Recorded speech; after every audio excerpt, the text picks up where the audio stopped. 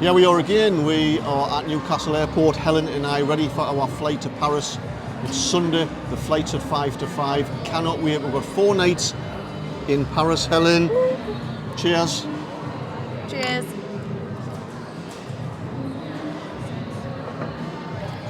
Unfortunately, Helen hasn't been able to make the AC Milan match or the Dortmund match.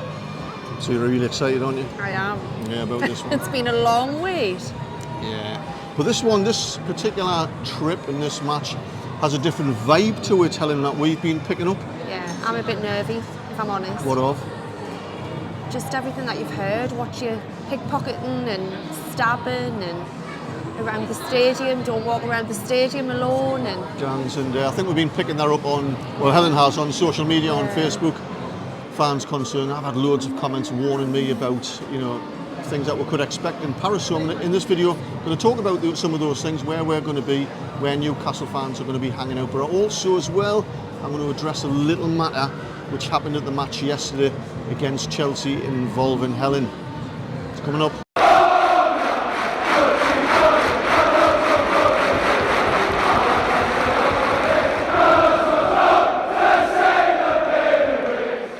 Are you an avid Newcastle United fan that loves collecting club memorabilia?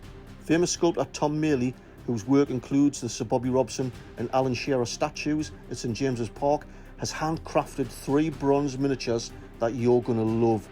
These are limited edition collector's items of Sir Bobby Robson, Alan Shearer and Jackie Milburn.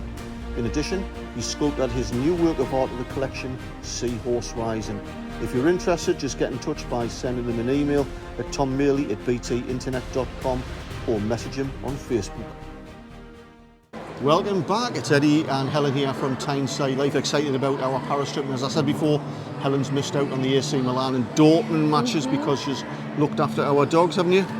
Puppy watching. Puppy watching. So I have to make it up to you, really, You do. for this particular trip. I'm expecting big things. Well, you always are. I'm sorry for letting you down, but I've thought about this long and hard, and I'm going to treat you when we're in Paris, Helen. I'm going to get you a coffee. Coffee? Yes, near the Eiffel Tower. How cool is that, eh? There might be something in the bottom of the coffee, might there? We'll see. A lump of sugar. Moving swiftly on. I've never been to Paris before. I'll tell a little lie. I think when I was 15, me and my family got the coach from Newcastle through to Salou in Spain. I think we drove through Paris, but that was a bit, that was it. So effectively, I have never been to Paris. Have you been to Paris before? Same. Yeah. So neither. Salou with siesta, travel. It's great Salou, isn't it? So neither of us have been to Paris before. I've heard all sorts of things about Paris, good and bad. And we are staying for the 4 nights in an apartment in the 3rd arrondissement. Oh, ooh la la. Which is in the city centre, just to the east, but about 10-15 minute walk from all the big touristy spots, so it's going to be really nice. Really looking forward to that. But Newcastle fans are going to be hanging around on Tuesday at the, is it the Saguna Sound, which is like a little island in the river, down by the Boulogne-Billancourt. I don't know how you pronounce that. But that's the main area, I don't know if a fan zone, but where a lot of the Newcastle fans are going to be hanging around. And on the Tuesday, like I say, it was organised through the Newcastle United Supporters Club? Yeah, the Newcastle Supporters Club. Yeah, what have they said about it? Is it a ticket due, or can anybody? Yeah, it's a ticket due, yeah. I think it was £3.50 or something. You had to buy a ticket, but it's all sold out. Do you know how many fans will be there at the Saguna Sound? Is it about, I don't know. I don't know if it's 500. Okay.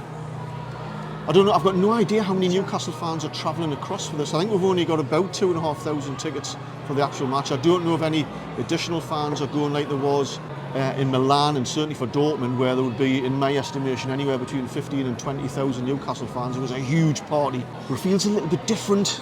This, I think a lot of fans have been put off by the reputation that Paris has in terms of its response towards foreign fans coming in. I know there was a lot of trouble in the Champions League a few months ago, involving Liverpool and Madrid, and those huge kick-offs. A lot of Liverpool fans were being mugged and pickpocketed and assaulted, and of course they had that huge carry-on with the tickets trying to get out of the ground. Some fans were having tickets taken off them, so that's raised all sorts of concerns. You're a little bit nervous, aren't you? Yeah, I am, yeah. Even though you're hard as nails, aren't you? Bring it on. I mean, you're supposed to protect me. Well, that's what I've come for. I know. Because you wouldn't come by yourself. I know, because, you know, get my heat kicked in, man. So, yeah, so I've got no idea how many fans are going to be there, but we're going to be at Saguna Sound. I hope and everything's going to be all right. We're a lot more security conscious for this particular trip. We're not going to carry all the cash and you're going to hide it amongst your person, I think. Got a good pair of shoes on with a good insole. So, Helen's just double-checked all information. I think there's about 1,250 1,250, yeah. Mm-hmm. Newcastle Yeah. supporters for this ticket to do at Saguna Sound. I think I'm saying that right. There's 3 floors. I think it's... Is there an Irish theme about this one, or is that another Irish bar? No, Irish bar, and it's open from 12 until 1 a.m. I think. It's just been put on. Right. Newcastle United Supporters Club. Right. Police have given the thumbs up. Excellent. We'll be there. I think it's a wristband thing going on. I have to say as well, you know, all the work that's been done by these they're brilliant. supporters groups. Yeah. There's a few of them, but all the work they've been liaising with Newcastle United, they've been liaising with PSG, local authorities, the police, Northumbria Police, and the French police as well, to try and organise as much as they can to ensure our safety and security. So everybody that's been involved in that, huge. They work full time as well, you know. They've got full time jobs, you know. So yeah, thumbs up. Thank you, Darren, and well done. Everybody concerned, amazing work. It's really, really appreciated. I can tell you that. If you'd like to see more videos like this and be notified the moment I release the next one, make sure you hit the subscribe button. So if you're there, keep safe, everybody. If you see Helen and I in that particular area of Paris, we'll be having some beers. I'll also be doing some recording. Please come up and say hello. We'll love it. Yeah, it's great. Which leads me on to something that happened at the match yesterday before the Chelsea game. Helen, most of you will know, sells programmes, been doing it for about 14 years. Was opposite the Strawberry yesterday and had a bit of an unfortunate encounter with a Newcastle fan. What happened? He was just a bit off, this fella, and he came over to us and he said, oh, your fellas, rough police. I didn't know what he meant at first. And then he said, you were a wrong'un, and that a few of them were against you. And he just kind of walked away with his mate. I think they said his mate had to pull him away. Yeah, his mate kind of took him away. But he's a bit off with... Yeah, for what he's referring to, RAF police, he was insinuating that I was Royal Air Force police in my military career. I can categorically say I was not RAF police. I was never connected with the RAF police. I don't know anybody in the RAF police. I was in a trade called air movements. I was a movements controller. I dealt with air transport logistics. I worked from, by and large, the huge military transport aircraft bases. So I worked on C-130 Hercules transport aircraft, VC-10s, TriStars, loading and unloading aircraft, handling cargo, handling passengers, dealing with load operations, the weight and balance of an aircraft, all that kind of thing.